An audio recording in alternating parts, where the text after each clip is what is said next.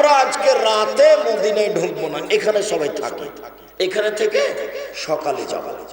তো আমি জাবের বললাম, আল্লাহর নবী আমি নতুন বিবাহ করেছি, আমাকে বাড়ি যেতে দেন। এই কথা বলতে আল্লাহ রাসূল তার সাথে কথা বলতে লাগলেন। বলছেন যে বিক্রম, তুমি তালাক প্রাপ্তা মেয়ে বিবাহ করেছো না কুমারী মেয়ে বিবাহ করেছো? এই ছেলে, ও আপনার পাশ থেকে উঠলো কি করে?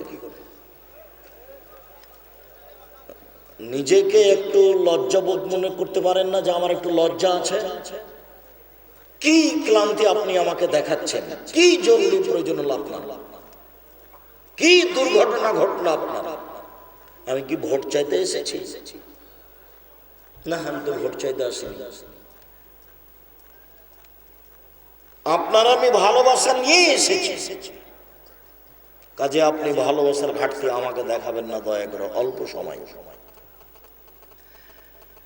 আমি বললাম আল্লাহ রাসূল সাইয়্যিব, আমি তালাক প্রাপ্ত মেয়ে বিবাহ করেছি।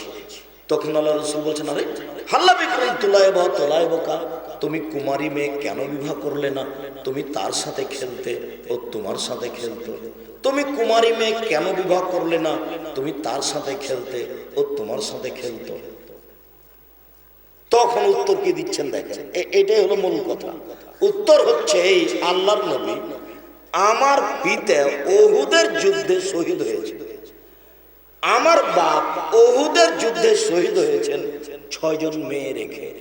আমার 6 জন বোন আছে, আমার বোনদের সমবয়সের মেয়েকে আমি বিবাহ করতে চাইনি 4টা কারণে। আমি আমার বোনদের সমবয়সের মেয়েকে বিবাহ করতে চাইনি 4টা কারণে। এক, তুয়ার দেব না, আমার স্ত্রী যেন আমার বোনদেরকে শিষ্টাচার শেখাতে পারে।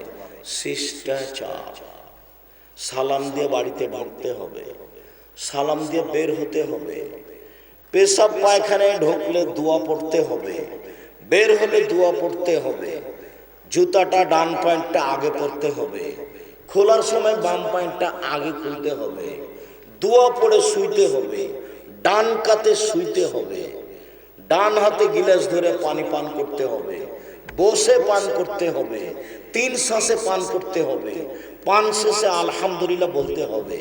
আমার স্ত্রী যেন আমার বোনদেরকে শিষ্টাচার শিখাতে পারে, এই জন্য আমি তালাক প্রাপ্ত মেয়েকে বিবাহ করেছি। এই ছেলে, তোমার বোন এখন মাথায় কাপড় দিয়ে নাই, এখন এই মুহূর্তে বলো তো তোমার বোনের দোষ না তোমার মায়ের দোষ? তোমার মায়ের দোষ। তোমার মা জানে না আসলে কিভাবে মেয়েকে লালন পালন করতে হয়, তোমার মায়ের শিষ্টাচার জানা নেই। দেখো, আমি আমার বোনদের বয়সের মেয়েকে বিবাহ করিনি, তালাক প্রাপ্ত মেয়েকে বিবাহ করেছি, তার 4টা কারণ। এক, আমার স্ত্রী যেন ওদেরকে শিষ্টাচার দিতে পারে। 2, অতোয়াল্লে বহন না, আমার স্ত্রী যেন ওদেরকে নিয়ম কানুন শিখিয়ে দিতে পারে। জোহরের সালাত আদায় করো, সুন্নাত 4 রাকাত, ফরজ 4 রাকাত, পরে সুন্নাত 2 রাকাত, আসর পড়ো, তাসবিহ তাহলিল করো, কোরআন তেলাওয়াত করো। আমার স্ত্রী যেন আমার বোনদেরকে বিদ্যা শিখিয়ে দিতে পারে। 3, অতুরাজ্জাল হন না, আমার স্ত্রী যেন আমার বোনদের মাথার চুল চিরুনি করে দিতে পারে। 4, অতাকুমা আলাইহিন্না, আমার স্ত্রী যেন আমার বোনদের উপরে পাহারা দিতে পারে। আমার স্ত্রী আমার বোনদের জন্য পাহারাদার। তোমার মা তোমাদের জন্য পাহারাদার। আমি এই কথা বলিনি, হাদিস বুখারী মুসলিম, এটা আল্লাহর নবী বলছেন। তোমার মা তোমার জন্য, তোমার বোনের জন্য পাহারাদার। পাহারাদার তন্দ্রা লাগলে, মালিক জানতে পারলে তার চাকরি থাকে না, তার নাম পাহারাদার। সব সময় দাঁড়িয়ে থাকতে হয় গেটে, তার নাম পাহারাদার। তন্দ্রা লেগেছে, ঘুমিয়ে গেছে, চাকরি কেটে গেছে, চাকরি চলে গেছে, তার নাম পাহারাদার। তোমার মাকে আল্লাহর নবী বলছেন পাহারাদার। আমি কি দিয়ে বুঝাই? যে এই সংসার ধ্বংসের জন্য তোমার মা আর তোমার বাপ দায়ী, দুইজন মিলে এই পরিবারকে নষ্ট করেছে। অবাক হবে তুমি, বিশাল টিভি চলছে, তুমি আছো, তোমার বোন আছে, তোমার দুলাভাই আছে, তোমার মা আছে, তোমার বাপ আছে, তোমার চাচাতো ভাই আছে, চাচাতো বোন আছে, সবাই আছো, ল্যাংটা মেয়ে নাচছে। বলো এগুলো পশু প্রাণী না মানুষ? এরা পশু প্রাণী না মানুষ? মানুষ হলে তো একটা লজ্জার ব্যাপার আছে। রাসূল সাল্লাল্লাহু আলাইহি ওয়াসাল্লাম বলছেন হায়ুল ঈমান, লজ্জাই হচ্ছে ঈমান, আর ঈমান কি জান্নাত, ঈমানই হচ্ছে জান্নাত। লজ্জা নেই যার, ঈমান নেই তার, ঈমান নেই যার, লজ্জা নেই তার। রাসূল বলছেন যে আল হায়াউল ঈমান কারনাউ জামিয়া, লজ্জা এবং ঈমান একসাথে জমা ধরে আছে। এই যে রফিয়া একটা যখন উঠে যায় আর একটা এমনিতেই চলে যায়, একটা যখন উঠে যায় তখন আর একটা এমনিতেই চলে যায়। লজ্জা বিক্রি করেছে তোমার মা, তোমার বোন, তোমাদের পরিবার। সম্মানিত দিনী ভাই বোন, আপনাকে আমি কষ্ট দেওয়ার জন্য আসিনি, তবে কথা যেটা বলছি সেটাই সত্য। তিতা লাগলেও সত্য, মিঠা লাগলেও সত্য, কিছু করার নেই। মানুষ মানুষই, মানুষ গরু ছাগল নয়। আল্লাহ তাআলা মানুষকে কুকুর শ্রীগাল বলেননি, বলেছেন কুকুর শ্রীগালের মতো। কেন? কুকুর শ্রীগাল কোনোদিনই নিয়ম শিখতে পারবে না, আর মানুষ ইচ্ছা করলে পারবে। বোঝা গেল না? মনে হয় কুকুর শ্রীগাল কি কোনোদিন নিয়ম কানুন শিখতে পারবে? পারবে না, কিন্তু মানুষ ইচ্ছা করলে পারবে। যার কারণে আল্লাহ তাআলা বলছেন কুকুর শ্রীগালের মতো। কখনো আল্লাহ বলেননি যে মানুষ কুকুর শ্রীগাল, এ কথা বলে। মনে থাকবে না মনে হয়? মায়ের জন্য কয়টা জিনিস লাগবে? চারটা। এক, ভুলে গেছো, শিষ্টাচার শেখাতে হবে। দুই, বিদ্যা। তিন, মাথার চুল চিরুনি করা। তোমার বোনের মাথার চুল সবসময় পরিপাটি থাকবে, পাগলিয়ে থাকবে না, সুন্দর সাজানো গোছানো থাকবে। হাদিস বুখারী মুসলিম। চার, পাহারাদার। তোমার মাও যেন বলতে বলতে যায়, আব্দুর রাজ্জাক সাহেব বলেন আমার জন্য চারটা জিনিস লাগবে, আমার জন্য চারটা জিনিস লাগবে। এক, শিষ্টাচার। দুই, বিদ্যা। তিন, চিরুনি করা। চার, পাহারাদার। তুমি দেখো তো একা একা সিরিয়াল দিতে পারো কিনা, ভুলে যাবো না। রাসূল সাল্লাল্লাহু আলাইহি সাল্লাম বলছেন যে আরবাউন লিসাদা, চারটা জিনিস আছে যার সুখময় জীবন তার। চারটা জিনিস আছে যার সুখময় জীবন তার। চারটা জিনিস আছে যার সুখময় জীবন তার। এক, আল মারাতু সালেহা, ভালো স্ত্রী। একজন ভালো স্ত্রী হলে সংসার সুখী সুন্দর। দুই, আল জারুস সালেহ, ভালো প্রতিবেশী। ভালো প্রতিবেশীর খুব প্রয়োজন। প্রতিবেশীর চালে, প্রতিবেশীর দেওয়ালে আমার বাচ্চাটা ভাত খাওয়ার পরে পানির প্লেটের পানিটা ফেলতে যাচ্ছিল, তো যে দেওয়ালে লেগে গেছে, তখন প্রতিবেশী এই যে লেগে গেল, বস্তি গ্রামের মতো হয়ে, এর নাম প্রতিবেশী নয়। ভালো প্রতিবেশী যার সুখময় জীবন তার। তিন, আল্লাহর কাবুল হানি, ভালো গাড়ি যার নষ্ট হয় না, চেন পড়ে না, টায়ার নষ্ট হয় না, সুখময় জীবন তার। চার, আল বাইতুল ওয়াসি, প্রশস্ত ঘর যার, অন্তত মেহমান বসার ঘরটা বড় হতে হবে। আর মেহমান মাঝে মধ্যে থাকতে হবে বাড়িতে। মেহমান থাকা জরুরি। মেহমান দিয়ে জান্নাত কিনে নিব। কি দিয়ে জান্নাত কিনবো? মেহমান দিয়ে, ফকির মিসকিনকে খাদ্য দিয়ে জান্নাত কিনে নিব। এ কথা আল্লাহ বলছেন, এ কথা নবীও বলছেন। মহান আল্লাহ বলেন ওয়াকারনা ফি বুয়ুতিকুন্না ওয়ালা তাবাররাজনা তাবাররুজাল জাহিলিয়াতিল উলা।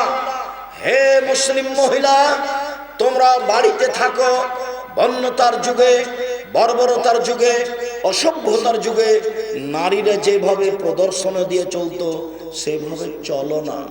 এখন যেভাবে রাস্তাঘাটে চলতে দেখছেন, এটাই হলো জাহেলিয়া, এটাই হলো বন্যতা, এটাই হলো বর্বরতা। ওর মাথায় কাপড় তাকে দিতেই শরম লাগে, এর নাম জাহেলিয়া।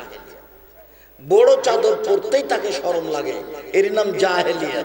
ও এখন আর মানুষ হয়ে নাই, ও এখন পশু প্রাণী হয়ে গেছে। মহান আল্লাহ বলেন, ইয়া আইয়ুহান নবী কুল লিআজওয়াজিকা ওয়া বানাতিকা নিসাইল মুমিনিন ইদনিনা আলাইহিন্না মিন জালাবিবিহিন্না।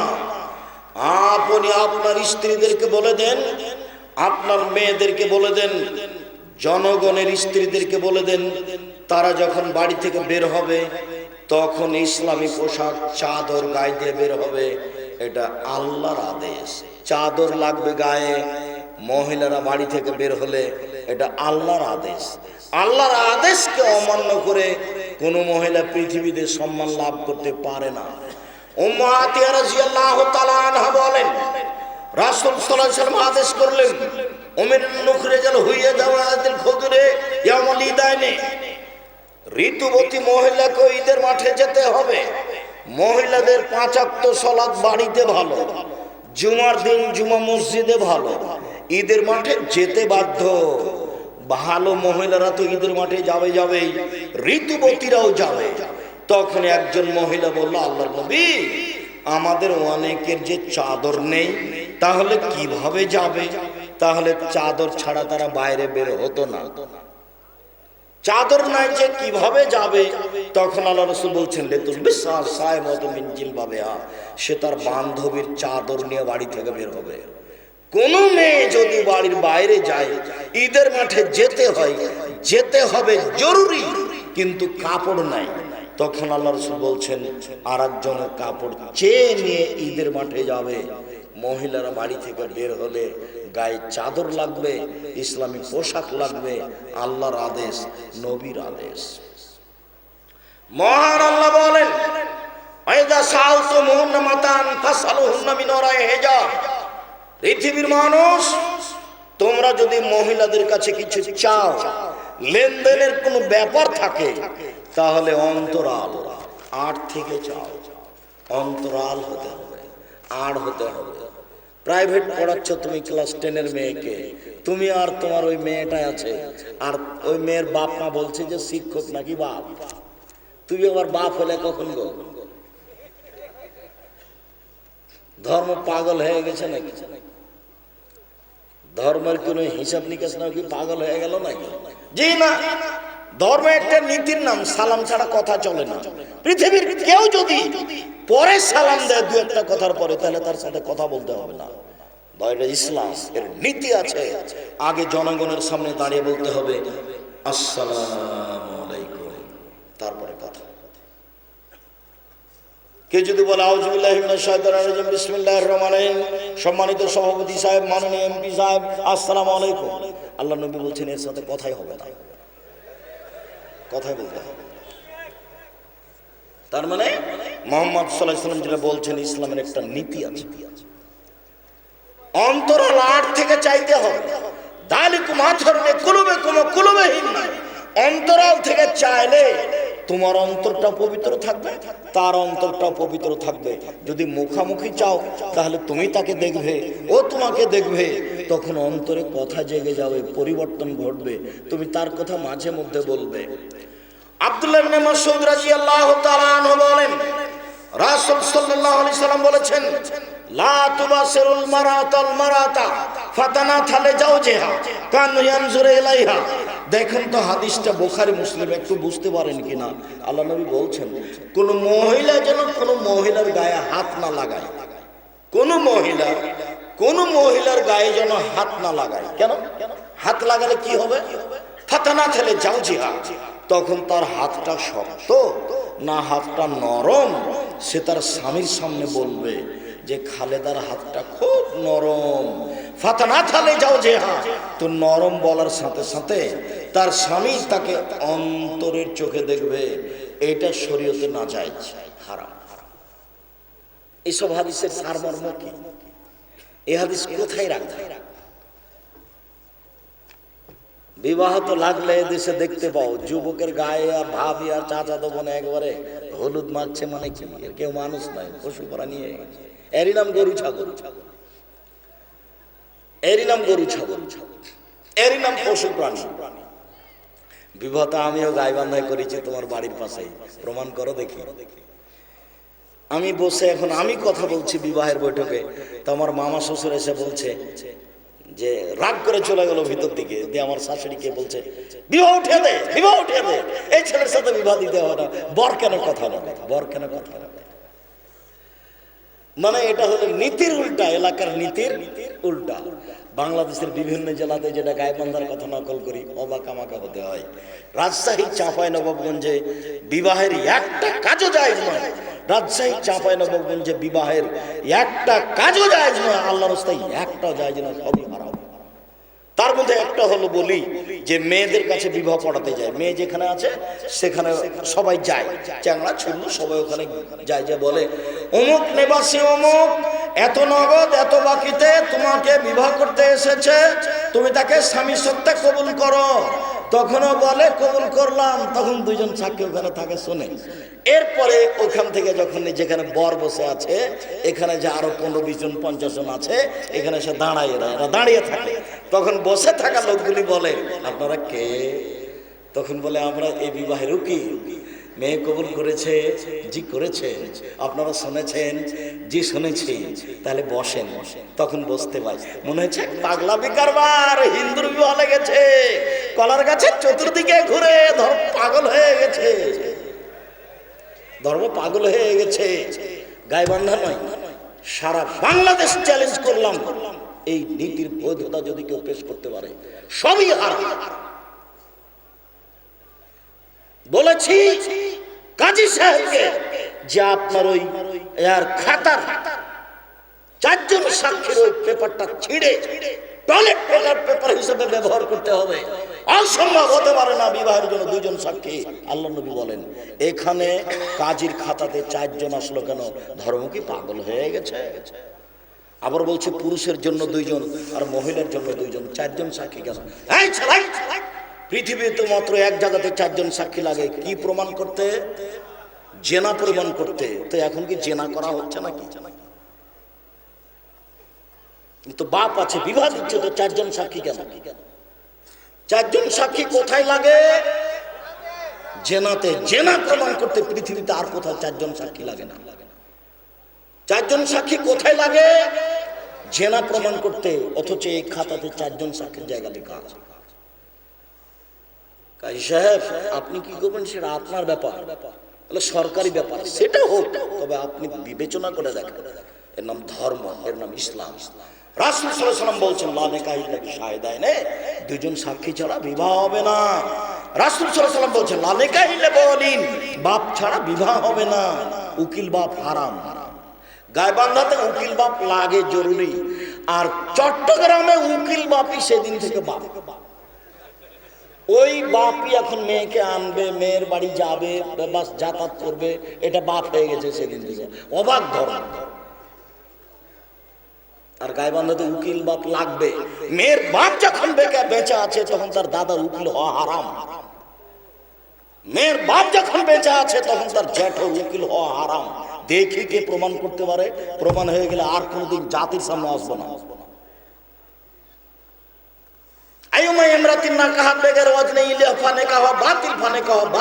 কোর্টের বিবাহ বাতিল, কোর্টের বিবাহ বাতিল।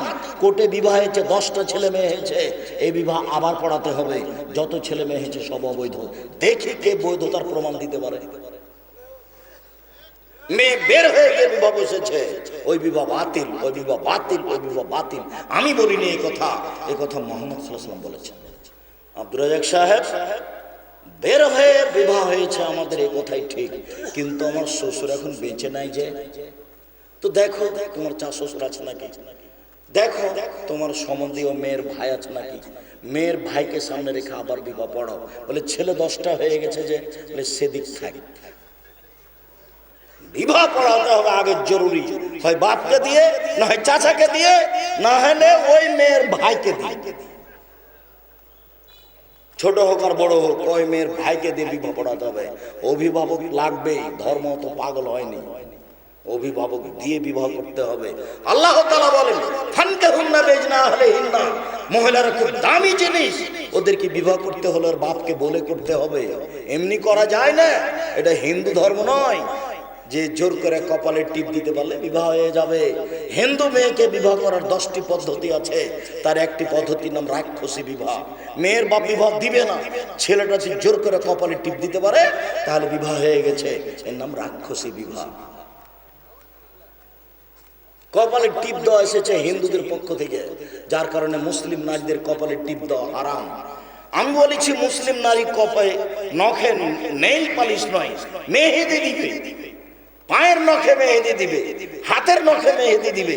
যেখানে যেখানে মেহেদি লাগালে মেয়েকে সুন্দরী লাগবে দেখতে, সেখানে সেখানে মেহেদি দিবে, এ কথাই ঠিক।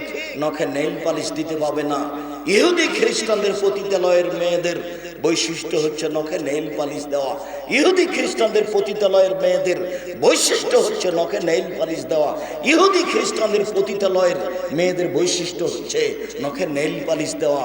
আদর্শ পরিবার বইটা পড়েন, আব্দুর রাজ্জাক বিন ইউসুফ, আদর্শ পরিবার। আপনার জন্য লিখেছিলাম, জানি না 100 টাকা আপনার কাছে কেন বেশি হলো। মনে রাখবেন, জাতির যদি রাস্তাঘাট করে দিতে না পারি, জাতির যদি স্কুল কলেজ করে দিতে না পারি, জাতিকে চূড়ান্ত সঠিক ধর্ম দিতে পারবো ইনশাআল্লাহ। মনে বড় সাধ, এই জামিয়া সালাফের মাধ্যমে এদেশের ছেলে মেয়েদের উন্নত মানের শিক্ষা দিয়ে, বাংলা ইংরেজি আরবি উন্নত মানের শিক্ষা দিয়ে অন্যায়ের বিরুদ্ধে লড়বো। মুখে কলমে মিডিয়া দেখতে পাচ্ছেন সারা পৃথিবী জুড়ে চলছে। কলম যেসব বই পুস্তক পত্রিকা বের করি, সেটা পত্রিকার পিছনে 12 জন মুফতি আছে, প্রায় 16-18 জন লেখক আছে, লক্ষ লক্ষ টাকা খরচ আছে, 50টা প্রশ্নের উত্তর আছে। বইগুলোও তাই। আমি জেনে শুনে সজ্ঞানে কলম ধরিনি কোনোদিন কেসা কাহিনীতে, জেনে শুনে সজ্ঞানে কলম ধরিনি কোনোদিন জাল জয়ীফ হাদিসে, জেনে শুনে সজ্ঞানে মুখে কোনোদিন কেসা কাহিনী বলিনি, জেনে শুনে সজ্ঞানে কোনো সময় মুখে কোনোদিন জাল জয়ীফ হাদিস বলিনি। ঠিক মিডিয়া যেটা জামিয়া সালাফের পক্ষ থেকে অনলাইন আল ইতিসাম টিভি এর মাধ্যমেও জেনে শুনে কোনোদিন কেসা কাহিনী বলি না, জাল জয়ীফ হাদিস বলি না। জাতিকে পরকালমুখী করতে চাই, এটাই লক্ষ্য উদ্দেশ্য। শিরক মুক্ত প্রতিষ্ঠান জামিয়া সালাফিয়া, বিদআত মুক্ত প্রতিষ্ঠান জামিয়া সালাফিয়া, দল মুক্ত প্রতিষ্ঠান জামিয়া সালাফিয়া, সংগঠন মুক্ত প্রতিষ্ঠান জামিয়া সালাফিয়া। একমাত্র পরকালের আশায় বাংলা ইংরেজি আরবি উন্নত মানের শিক্ষা দেওয়ার ব্যবস্থা জামিয়া সালাফিয়া। মনে বড় সাধ, এর মাধ্যমে এদেশের ছেলে মেয়েদের উন্নত মানের শিক্ষা দিয়ে অন্যায়ের বিরুদ্ধে লড়বই ইনশাআল্লাহ। সম্মানিত দিনী ভাই বোন, এ আশায় দিন রাত বলতে চাচ্ছি, ফাঁকি দিতে আসেনি। আদর্শ বই আপনি পড়ে দেখুন, ওখানে নখে নেল পালিশ দেওয়া ইহুদি খ্রিস্টানদের পতিতালয়ের মেয়েদের বৈশিষ্ট্য বলা হয়েছে। সাথে সাথে সব নারী হাতে মেহেদি দিতে বাধ্য, সব নারী হাতে মেহেদি দিতে বাধ্য। একজন মহিলা আল্লাহ রাসূলের হাতে একটা পত্র দিয়েছে, আল্লাহ রাসূল পত্রটা নিয়ে বলছে, এই হাতটা পুরুষের না নারীর? আরে যদি নারীর হয় তাহলে মেহেদি নাই কেন? এই হাতটি পুরুষের না নারীর? যদি নারী হয় তাহলে মেহেদি নাই কেন? তার মানে নারী হাতে মেহেদি দিতে বাধ্য, পায়ের নখে মেহেদি দিতে বাধ্য। পুরুষ কোনো সময় হাতের নখে পায়ে মেহেদি দিতে পাবে না, পুরুষের জন্য দেওয়া হারাম। মহান আল্লাহ বলেন, ওয়াকুলিল মুমিনাত ইয়াগদুরু মিন আবসারিহিন্না ওয়া ইয়াহফাযনা ফুরুজাহুন্না ওয়া লা ইউযিনা যিনাতাহুন্না। মুহাম্মদ সাল্লাল্লাহু আলাইহি সাল্লাম, আপনি পৃথিবীর নারীদের বলে দেন, ওরা যখন বাড়ি থেকে বের হবে, রাস্তায় চলবে, তখন চক্ষু নিচু করে চলবে। নারীদেরকে চক্ষু নিচু করে চলতে হবে, এ কথা আল্লাহ বলেন, এটা আল্লাহর আদেশ। তাদের সৌন্দর্যকে ঢেকে